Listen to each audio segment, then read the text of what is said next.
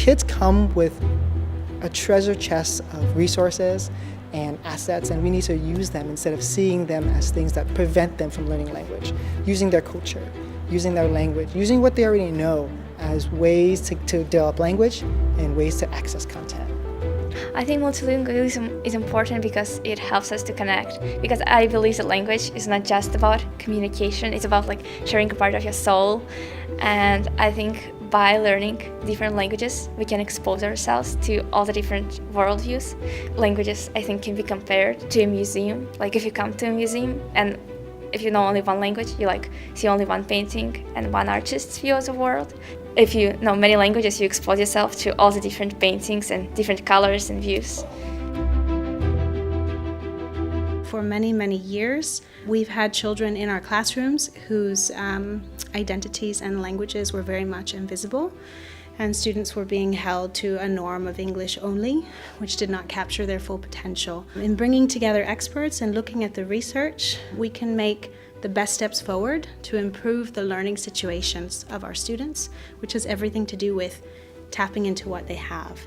So this conference is all about how do we do that from theory to practice.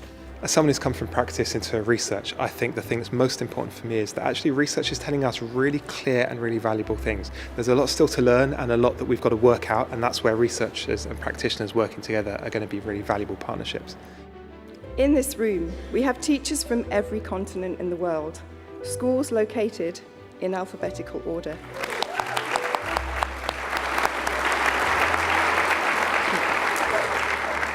Our schools fit into the unique language makeup of our host countries, and so what an exceptional opportunity for us to put such diversity into one room. There is the potential for hundreds and thousands of little conversations over this weekend. You can even choose to converse in a language that is not English in our special English-free zone downstairs, or anywhere else you like. And remember, never say no to an opportunity, even if it appears just to be a little conversation. In 1983, the percentage of students in international schools from so-called host countries was about 20%, with about 80% of international school students being expatriate, globally mobile, third culture kids, however we describe them. And by 2013, 30 years later, that had completely flipped. It's not just about education in the classroom, but how are we helping our students, no matter where they come from, to improve the world.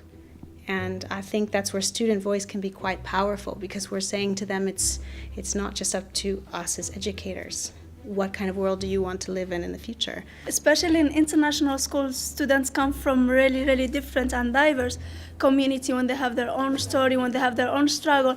And I think their voice needs to be heard. So basically, I just came to share my story and also talk a little bit about the difficulties I had to go through, especially that I didn't speak any English when I came here.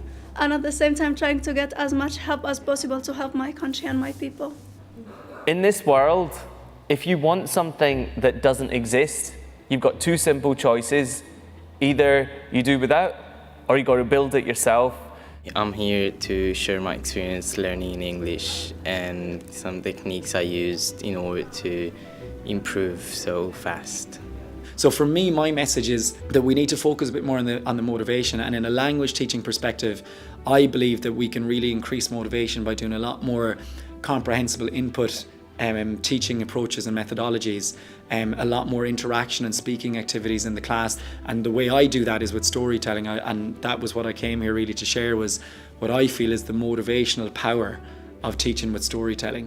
Coming to this conference gave me the opportunity to learn about how to start a mother tongue program, the importance of the mother tongue program, gave me the tools and the confidence to go back to my school and start a mother tongue program. So it was absolutely transformational, and I'm absolutely thrilled to be back for the third year now. When I first came to ISL, I was struggling a bit because I didn't speak any English.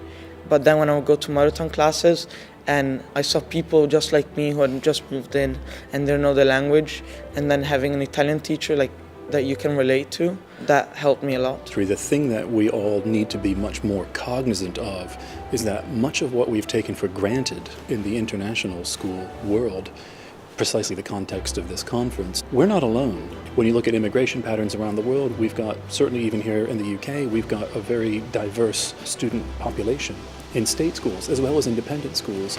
So a key question, I think, is how might we begin to work with policy level agencies to construct policies that are beneficial to all learners.